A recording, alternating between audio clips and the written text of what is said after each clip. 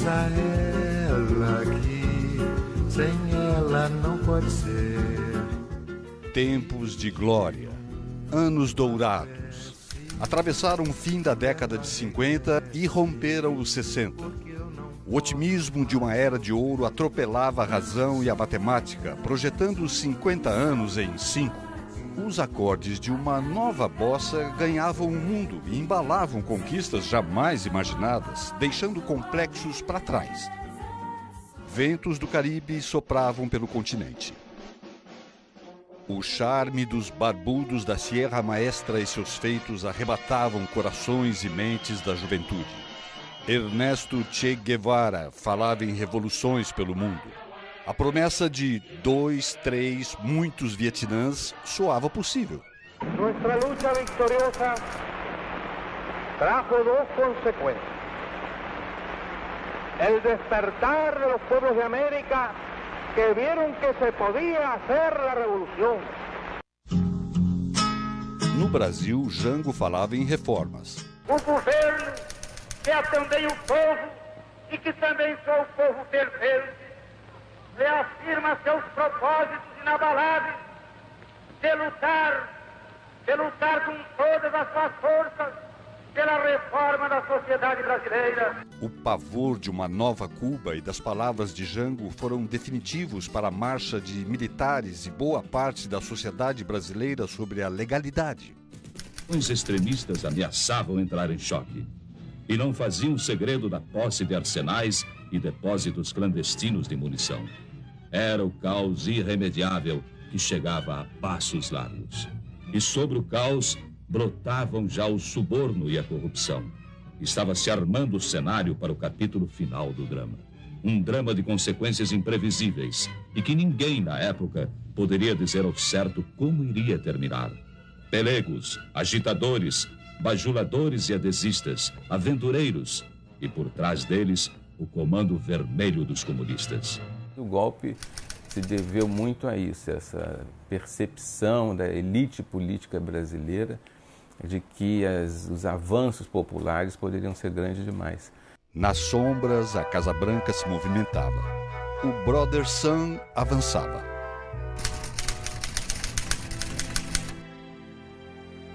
I think we ought to take every step that we can, be prepared to do everything that we need to do. We just can't take this one, and I'd get right on top of it and stick my neck out a little. Era a senha para o fim dos anos de ouro. Sob a nossa responsabilidade, a população do Brasil, o povo, a ordem. Assim sendo, declaro vaga a presidência da República.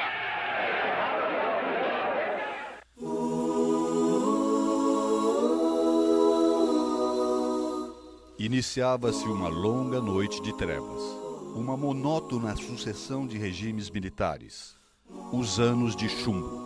Os primeiros anos do Castelo foram bem, as pessoas falam mais brandos, mas já havia tortura em 64, mas o que a gente tem como imaginário da ditadura, a repressão, a violência, a tortura, isso começa mesmo a partir de 69, quando a linha dura chega ao poder com o AI-5, em dezembro de 68.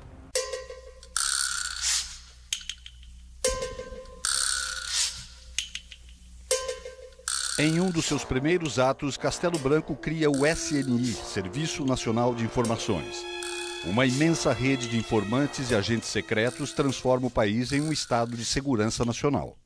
Escolas, universidades, empresas privadas ou estatais, autarquias, sindicatos, nada mais escapava ao controle do regime militar.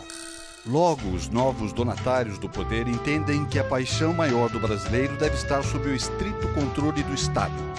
O futebol entrava em novos tempos, com atenção especial dos órgãos de informação e repressão. Estava na mão deles, né?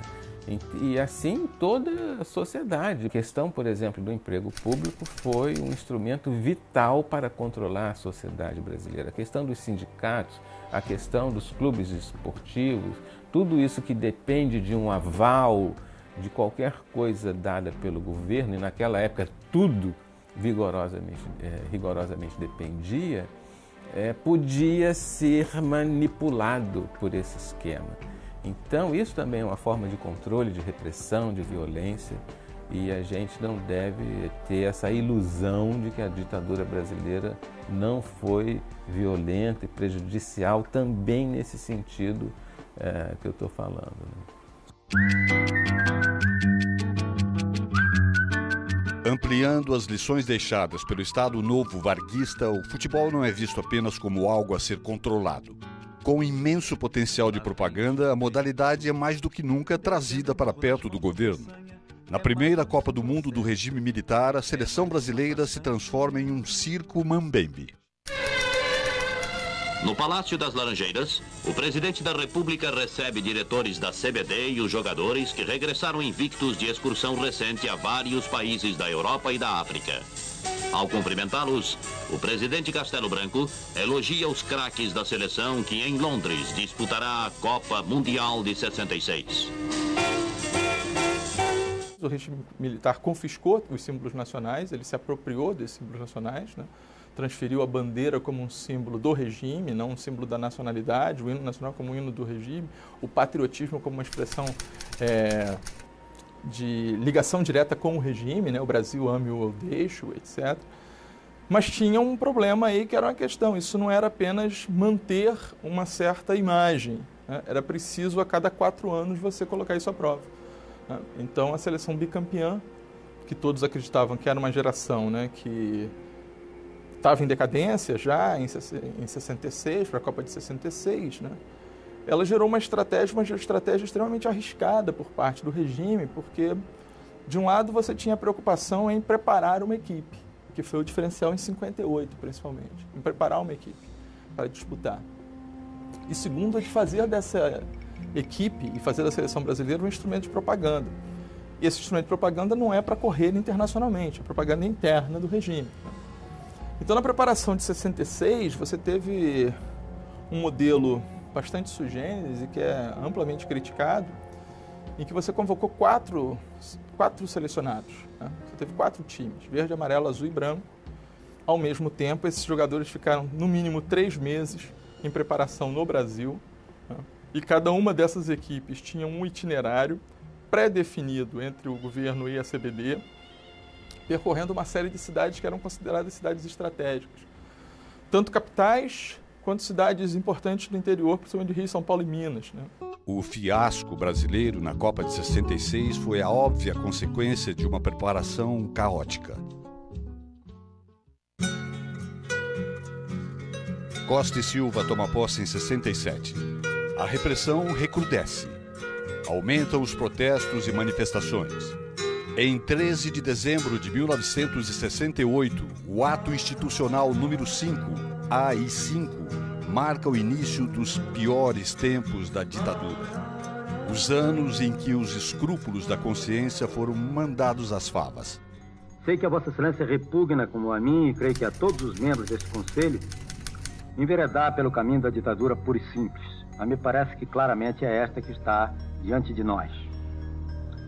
Eu seria menos cauteloso do que o próprio ministro das Relações Exteriores quando disse que não sabe se o que restou caracterizaria a nossa ordem jurídica como não sendo ditatorial.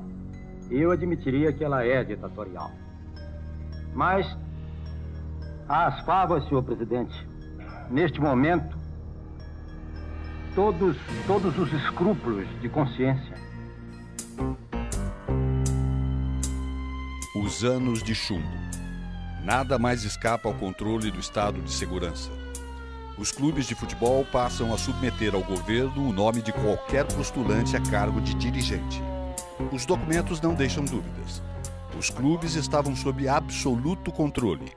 Vamos supor que alguém fosse cogitado para ser indicado para um cargo numa escola, num clube de futebol. E então um agente de informação, que você nem sabe que ele existia, ele dizia assim, não, fulano de tal foi visto com um famoso comunista tal, mandava esse informe para um diretor, para um responsável pela tua nomeação. você acha que seria nomeado? Tem muita gente que perdeu funções, cargos, por conta da espionagem. Tem muita gente que perdeu a possibilidade de estudar. Tem muita gente que perdeu filhos e pais, perdeu um futuro por conta da repressão.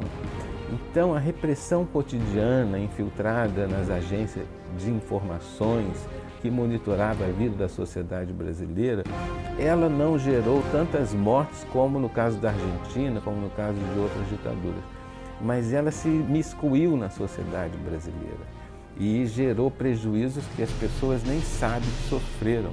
Além dos clubes, nas principais federações de futebol, o controle era de amigos do regime.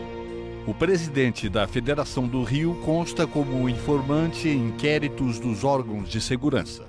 Em Minas, o presidente da Federação, coronel da polícia, apesar de investigado e acompanhado pelo SNI em diversos casos de corrupção, permanece no poder durante toda a ditadura, passando o poder depois ao filho. Em São Paulo e Rio Grande do Sul também estão homens de confiança dos militares. Vem, vamos embora, que esperar não é saber. Quem sabe faz a hora, não espera acontecer. Vem, vamos embora, que esperar não é saber.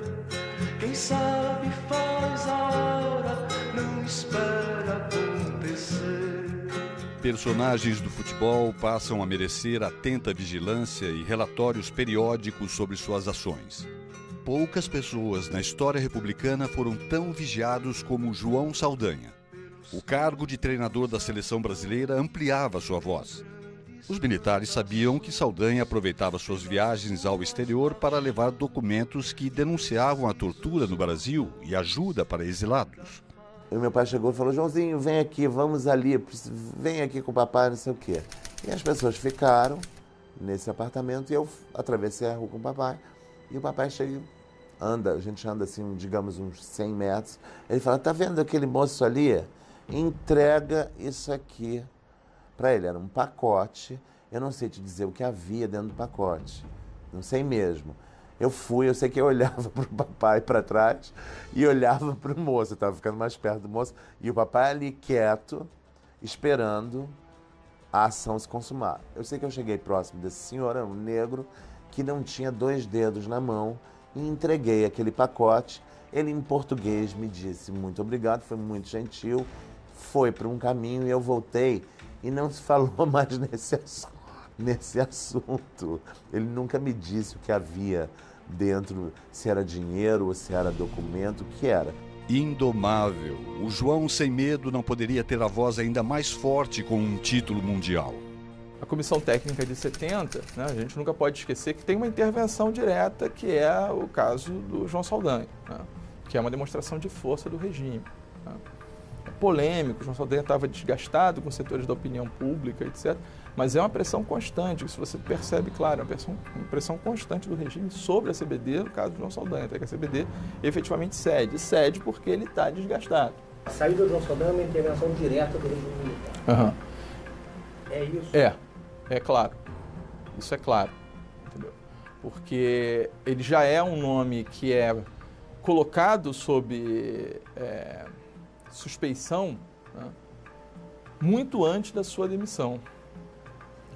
Um incômodo que causava uma figura, não é só o vínculo dele com o partidão, não é essa a discussão apenas, é a independência do João Saldanha. Né? O João Saldanha, de alguma forma, ele tinha autonomia para ocupar certos espaços, né? Rádio, e falar certas coisas que eram extremamente incômodas. E sempre havia uma dúvida sobre até que ponto vai o João Saldanha, ou seja, o João Saldanha é uma figura.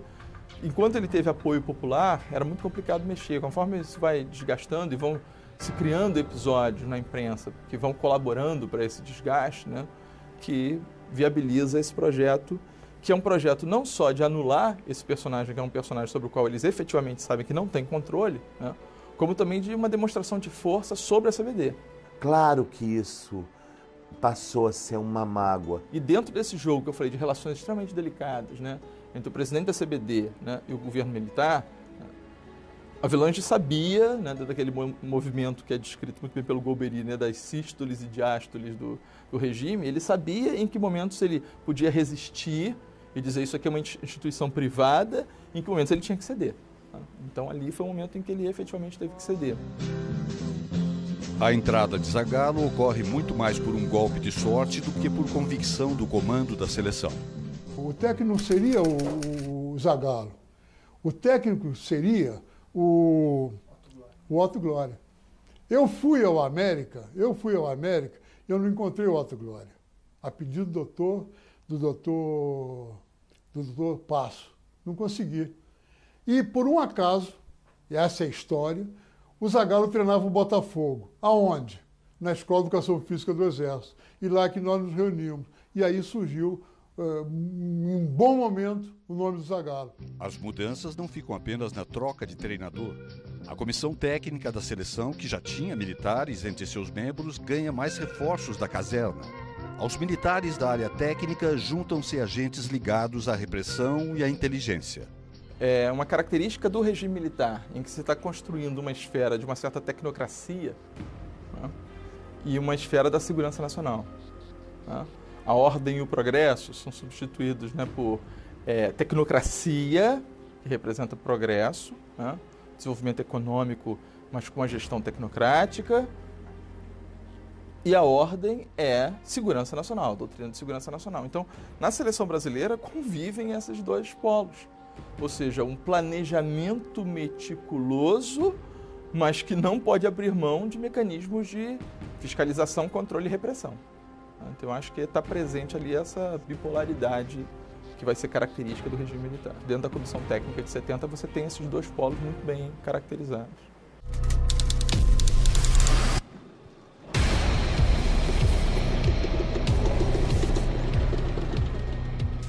Estamos trancados no paiol de pólvora. Além da queda de João Saldanha, os militares impõem à CBD o brigadeiro Jerônimo Bastos na chefia da delegação. Este, por sua vez, leva para a chefia da segurança um agente da repressão, cujo nome consta nos dias de hoje nas listas de envolvidos com tortura. Provavelmente o nome da repressão que João Saldanha prometeu revelar em uma crônica do Jornal do Brasil anos depois. Vou escrever uma matéria sobre a presença exigida e por mim repelida de policiais espancadores na concentração. Foram barrados por mim, mas depois eu fui barrado por eles. Afinal de contas, estavam no poder. E que poder? Um mistério que persistiu por anos e acaba aqui. Personagem até hoje pouco conhecido e revelado.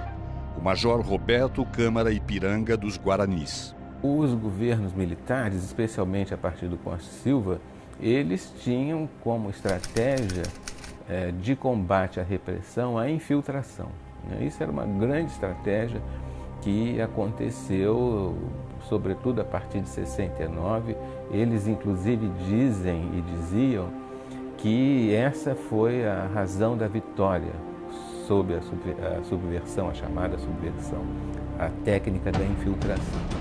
E a sociedade brasileira, ela foi muito monitorada em todos os seus setores por esses agentes da repressão. A escolha do Major Guaranis para a função não havia sido por acaso. 2 anos antes, o então capitão se mostrara de absoluta confiança para a linha mais dura da repressão. No episódio conhecido como o Caso Paraçar, em que o brigadeiro João Paulo Burnier planeja uma série de assassinatos e atentados, entre eles a explosão do gasômetro do Rio de Janeiro na hora do rush, causando cerca de 100 mil mortes, para jogar a culpa na resistência ao regime, Guaranis era um homem-chave do plano. O capitão Sérgio Miranda de Carvalho, o Sérgio Macaco, que ficou para a história como o homem que disse não, impediu a tragédia, contrariando a ordem superior. Depois disso, foi reformado pelo ato institucional 5. Naquele momento, quando houve, isso eu fui descobrir depois, quando houve a ordem do atentado do gasômetro, um resolveu cumprir a ordem, outro resolveu não cumprir a ordem. E a divisão aconteceu naquele momento, e aí nunca mais essas duas pessoas se falaram. Então um foi punido e o outro continuou na ativa, seguindo carreira lá na aeronáutica. Eduardo Guaranis, sobrinho do Major Guaranis, revela os bastidores da escolha do tio como homem de confiança do regime na seleção de 70. Ele foi posto naquela posição para controlar qualquer tipo de desvio, que já tinha um trauma que vinha de João Saldanha. Exatamente isso, foi para controlar e ser o mensageiro daquela ditadura naquele momento da história do Brasil. A imagem, né, ou então a figura, era para proteger a seleção de fora para dentro, mas não, sem dúvida a proteção era de dentro para fora. Com certeza era a função dele. Esse Ipiranga de Guaranis era uma coisa muito maluca, porque ele era muito forte, poderoso e habituado a treinamento, né, com multidão e tal.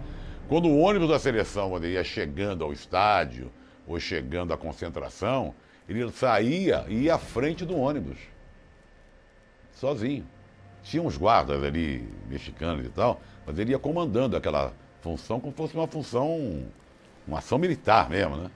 Era um homem próprio, apropriado, perfeito para estar naquela posição naquele momento. Tanto é que hoje em dia, você nem ouve falar dessa pessoa que estava lá como chefe de segurança. Você pode estar certo, eu acompanho sua vida inteira. Nunca houve nenhuma relevância o nome do Roberto Guaranis como chefe da segurança da Seleção Brasileira de 1970. O país não viu, não entendeu naquele momento, porque também não tinha informação, mas não entendeu que ele estava ali para blindar a seleção, para não deixar sair nada do que não fosse bom para a ditadura. Se for comprovado por A mais B que foi feito isso assim, assim, assado, que foi realmente um homem que fazia tais barbaridades até, eu vou julgar errado. Fora do campo, o clima era pesado. A cobertura da Copa de 70 foi difícil. Quando a gente foi para o México, você tinha o credenciamento da Copa e o credenciamento da Seleção Brasileira. Você não podia entrar no hotel da seleção, que era um motel ali em Guadalajara, ou lá em Guanajuato, simplesmente com credencial da Copa do Mundo.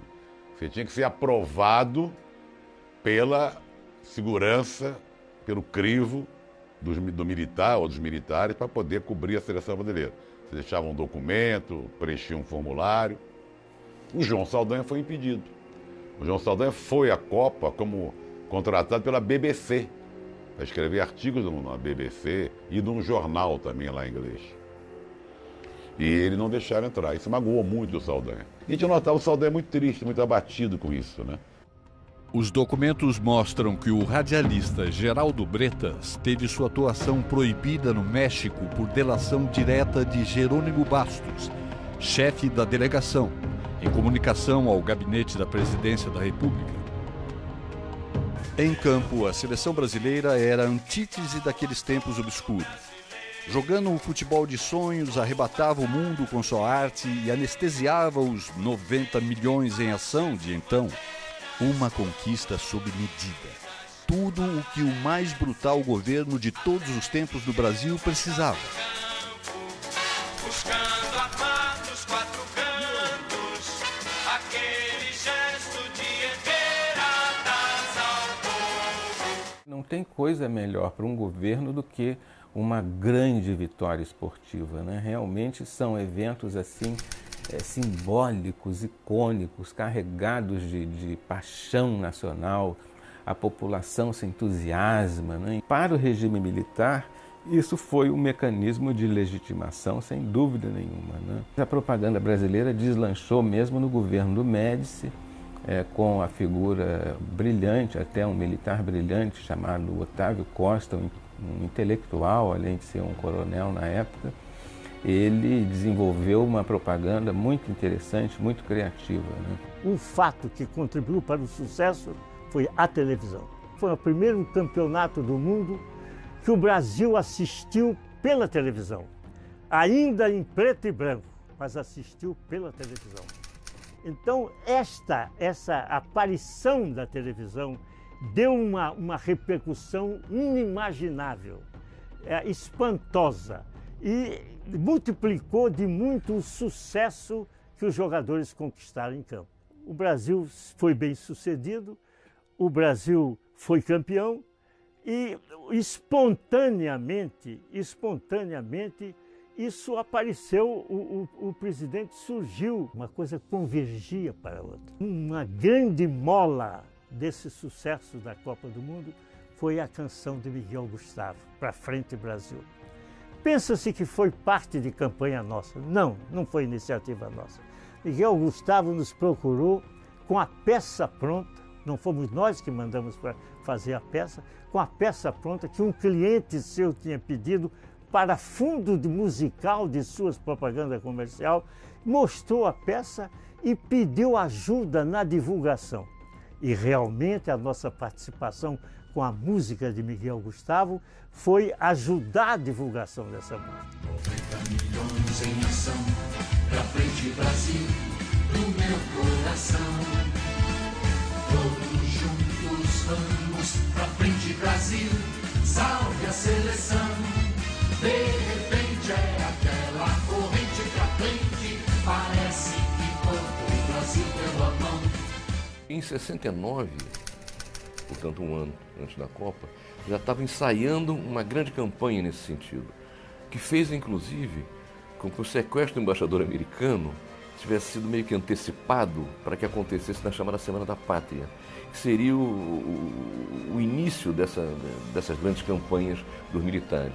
E efetivamente, com o sequestrador americano em poder da guerrilha, as comemorações foram canceladas. Enfim, aquele debut desse carnaval todo de Ame ou Deixo e teve que ser adiado para um outro momento. Havia nessa época, é preciso levar em consideração, dois grandes comunicadores. Um era o Chacrinha, que também participou muito desse bolo, e o outro era o Flávio Cavalcante. Os dois, sem nenhuma interferência nossa, eles com a sua sensibilidade de comunicadores, ajudaram muito nesse processo. Apesar do êxito na propaganda do regime militar, reconhecido até pelos opositores, o responsável lamenta até hoje um slogan que marcou época. Tudo que aparecia pelo Brasil afora, as iniciativas de toda hora, em dísticos, em plásticos, em slogans, em spots, tudo era creditado ou debitado à nossa assessoria. Entre esses debitados apareceu o Brasil Ame ou Deixo. O Brasil Ame ou Deixo provavelmente teria aparecido na área de repressão, que a área de repressão também tinha o seu núcleo de comunicação. A área de repressão a que eu me refiro é São Paulo, o 2º Exército, tudo que acontecia por aí. Essa área tinha uma seção de guerra psicológica. Então, eu estou convencido de que este slogan, Brasil Ame ou Deixo, é um produto de guerra psicológica, dessa assessoria de guerra psicológica da Operação Bandeirantes. Discordo de tantas coisas que chegaram a fazer e que vim a saber até depois, mas acredito que esse poder dos órgãos de informações foi absolutamente avassalador. Todos juntos vamos pra frente Brasil, Brasil, salve a seleção. Nas ruas e nos lares do Brasil, os 90 milhões em ação da canção eram embalados pelo sucesso de Pelé e companhia. Nas masmorras e nos subterrâneos da pátria, tortura e morte tornavam-se regra. Umas sessões de tortura muito longas, 7, 8 horas. Cadê o Marighella? Não sei. Eu não conheço ele.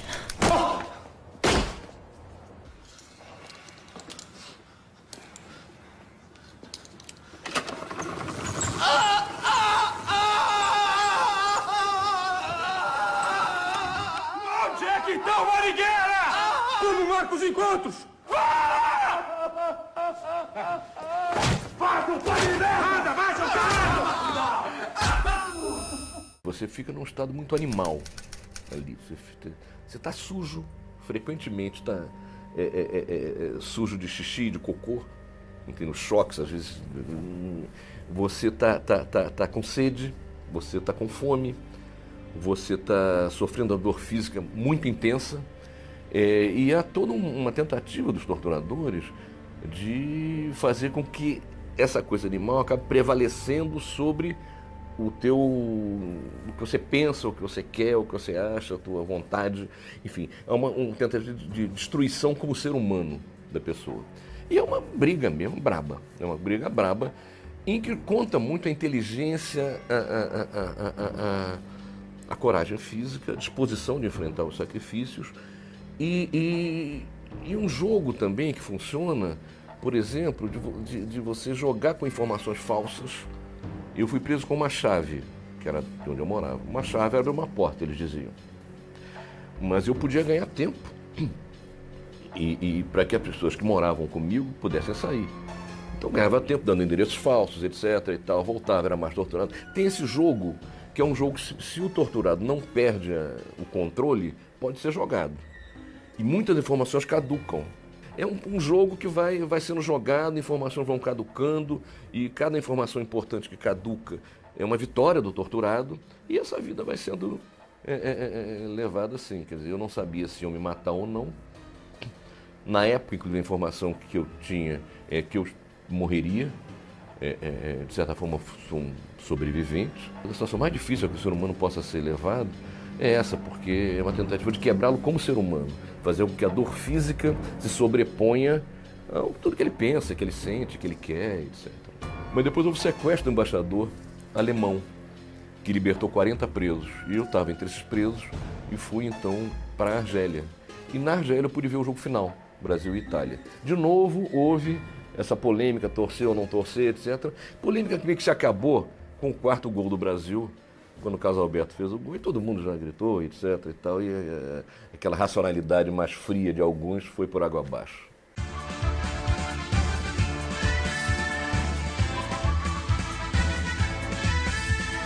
Brasil tricampeão do mundo. A resistência destruída. O milagre econômico em curso. O Médici também era uma pessoa muito popular. É preciso lembrar isso. O general Médici presidiu o Brasil durante um período em que houve muita repressão.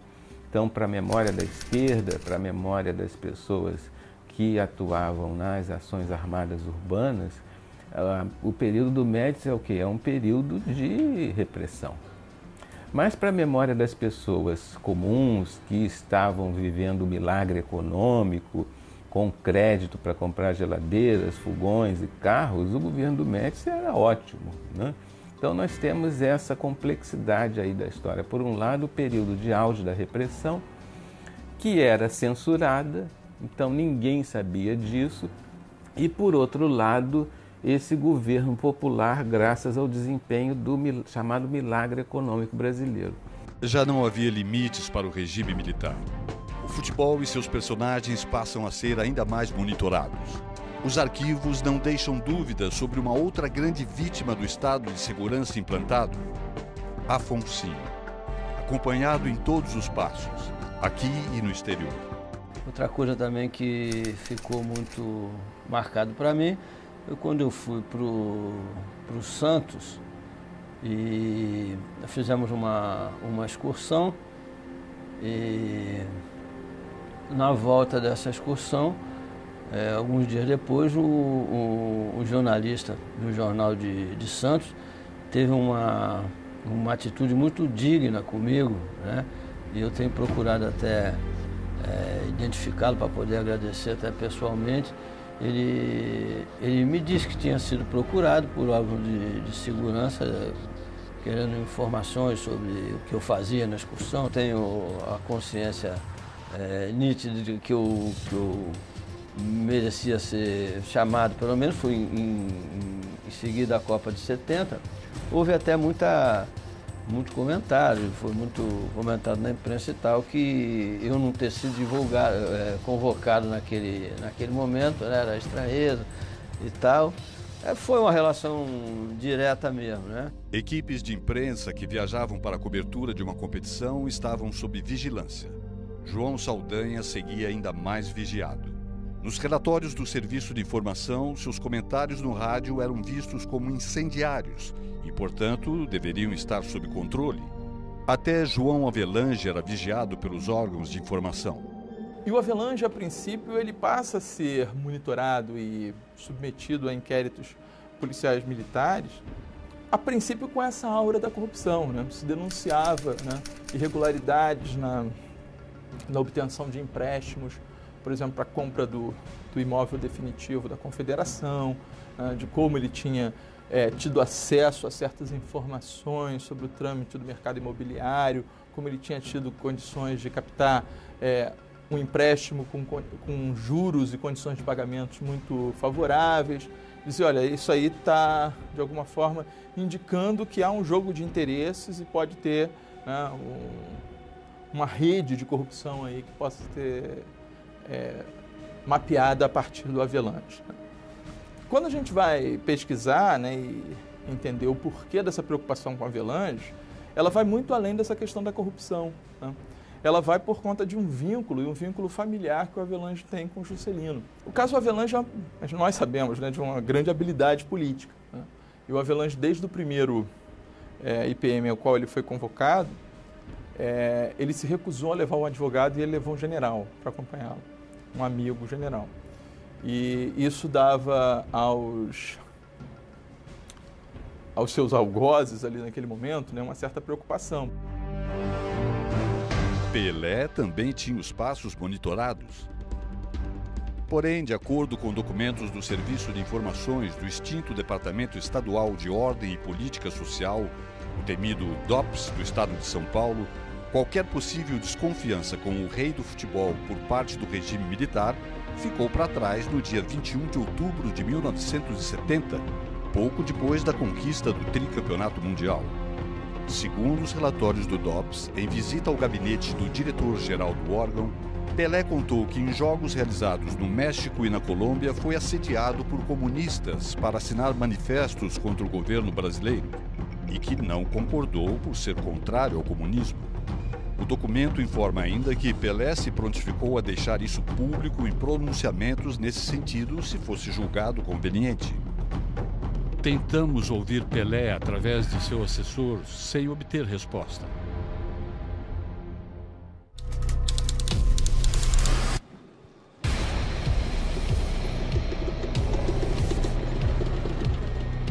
A larga experiência em tortura que o Brasil atingiu nos anos 60 fez com que o país entrasse na nova década com uma triste liderança.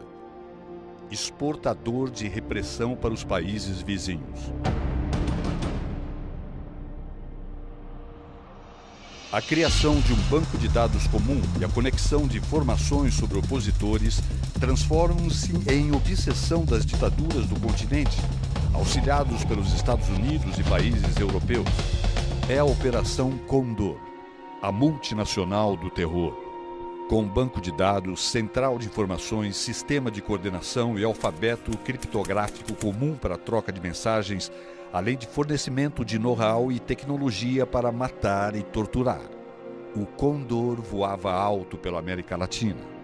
Paixão popular do continente, o futebol não ficava imune ao rastro de sangue e sombra de repressão do Condor. Os testemunhos desse tempo deixados nos arquivos dão a dimensão do absoluto controle, vigilância e infiltração. As garras do abutre dos Andes estavam também nos campos, vestiários e estádios. Você vê, às vezes, mas antes dos jogos, né, você tinha faixas que eram levadas pelos times laudatórias ao regime, né? E era muito interessante porque tinham empresas que já patrocinavam, né? E você tem marcas globais com dizeres favoráveis ao regime. Isso é muito interessante.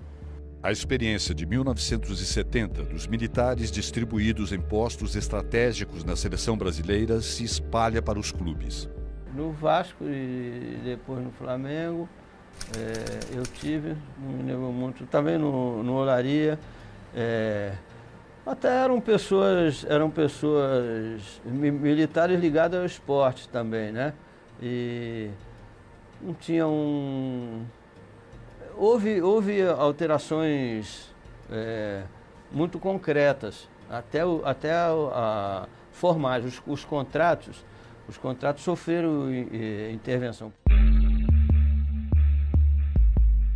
É justamente essa presença nos clubes de futebol de homens ligados à repressão e aos sistemas de inteligência que possibilita a revelação de uma ação da multinacional do terror pela primeira vez. A comprovação e denúncia da Operação Condor. Ela foi uma operação que começa a partir de um telefonema. Na época eu chefiava a sucursal da Veja em Porto Alegre, em novembro de 78. De um telefonema anônimo de São Paulo, dizendo que um casal e 2 crianças estavam desaparecidos no endereço tal. Aí, por um acaso, o futebol me ajudou a desvendar essa operação. E eu não esperava encontrar alguém do futebol naquela operação.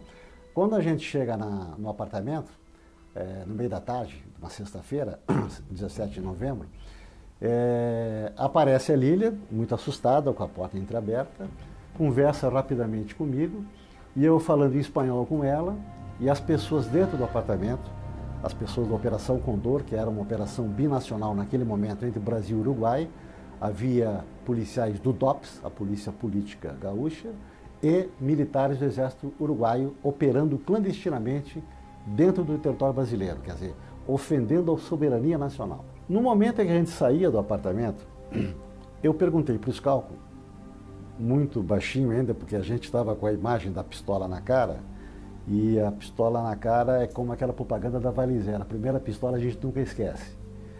Aí caminhando, eu perguntei para o Scalco, você reconheceu alguém aí? Ele disse, olha, não sei, mas um deles me pareceu o Didi. E a partir dali, a partir desse fato casual, que é um fotógrafo de esporte, ao meu lado, não um esporte de polícia ou de política, é que foi possível pegarmos o fio da meada decisiva para elucidar a questão do sequestro. Porque a partir dali, nós fomos traçar a história do Didi Pedalada. E aí, de novo, o futebol se mistura e se mescla com a política.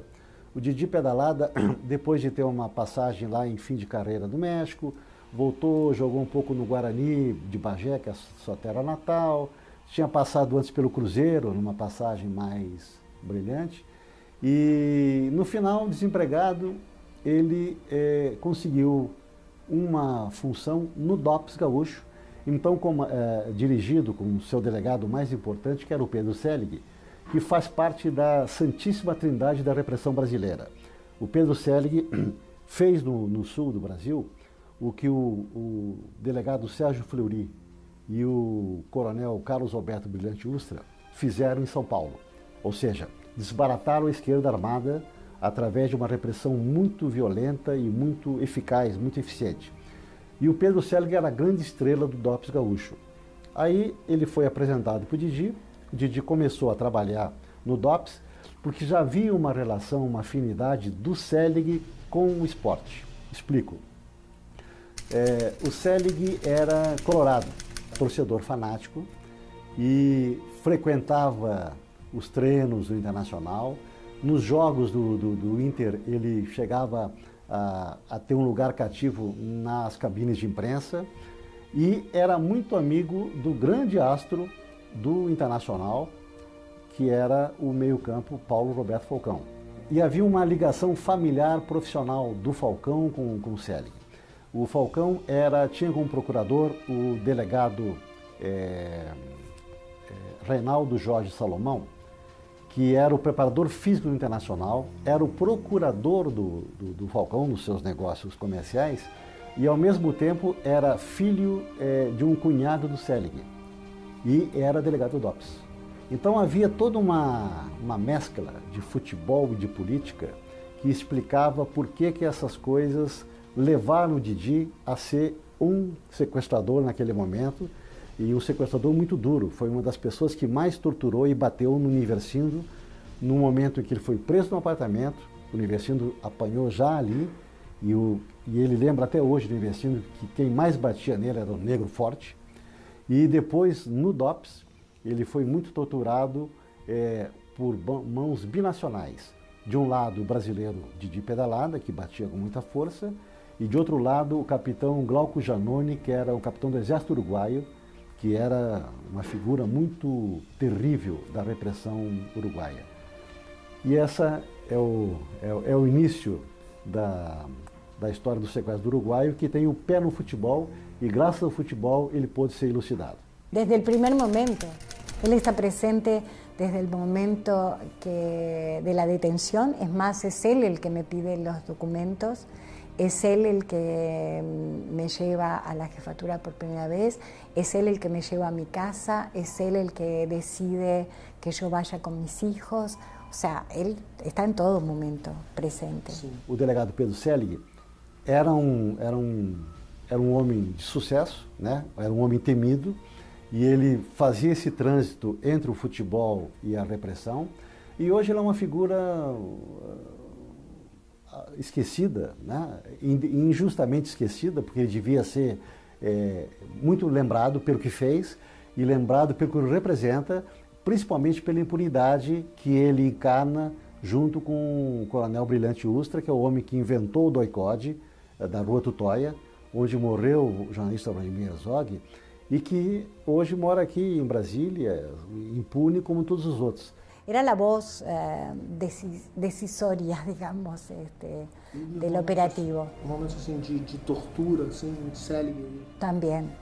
Presente? Sim, totalmente. Sim, sempre. Sempre presente? Sim, sempre. Sim. O sequestro dos uruguaios é a única operação Condor, que é uma multinacional do terror das ditaduras do Cone Sul, que deu errado para eles. No caso, ela virou um fiasco, virou um fracasso, porque no meio da operação surgiram jornalistas que testemunharam a operação em pleno andamento, e isso determinou que ela fosse abortada, porque geralmente a Operação Condor ela começava com o sequestro, a prisão, o desaparecimento, a tortura e a morte dos torturados. Tanto é que não existe ninguém que tenha sobrevivido a Condor. Os únicos sobreviventes que existem até hoje são os uruguaios, a Lília Ciliberti, o Universindo Dias, e os dois filhos da Lília, Francesco e o Camilo. A Operação Condor é o retrato assim, mais terrível de na década de 70, nos anos 70, que foram anos em que todos os países, eram quase 200 milhões de habitantes, padeceram sob regimes militares.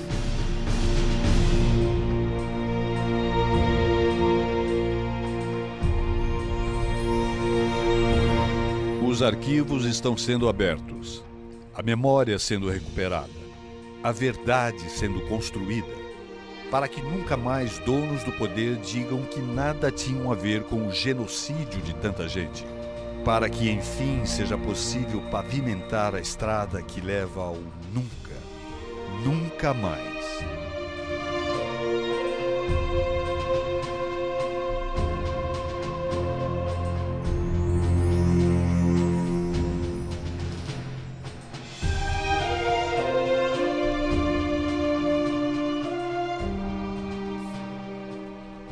O que é verdade, e é uma prova da honestidade do doutor João Avelange, é que ele estava muito ocupado. Ele estava muito ocupado cobrando subornos, dinheiro mal feito, quando comprava e vendia favores, e partidas, e tudo que agora está sendo revelado pela documentação que a FIFA está por fim revelando ao mundo, da qual se desprende claramente que Avelange e seu genro Teixeira roubaram dinheiro a palas, em quantidades imensas. E isso implica muito trabalho, estavam muito ocupados, não podiam ver as carnificinas militares, não podiam ver a dor de tanta gente condenada a viver uma vida rota, condenada a mentir para sobreviver. Não podiam ver, porque estavam ocupadíssimos. Eram gente de muito trabalho. Apesar de você amanhã há de ser outro dia, ainda pago pra ver o jardim florescer, qual você não queria. Você vai se amargar vendo o dia raiar sem lhe pedir licença. E eu